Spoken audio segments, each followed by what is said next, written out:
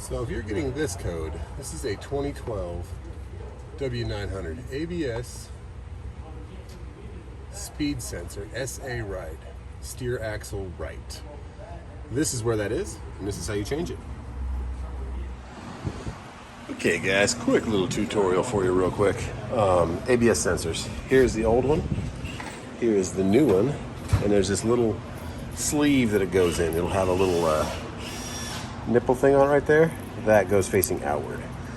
But you simply pry it out from right here, and I cleaned it really good with brake parts cleaner, and we're gonna put the new one in now. And the new one is significantly shorter of a cord, which is good because they had this thing like triple wrapped there. And also I cleaned out the connectors on here.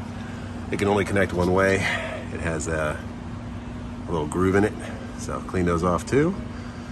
Check all your wiring. I'm going to check all the wiring in here. It has a zip tie right here, so I'm going to pull that apart and just make sure it's all connected, because the only sensor fault I'm getting is right here on this ABS sensor. So I bought two of them. We're going to replace them both.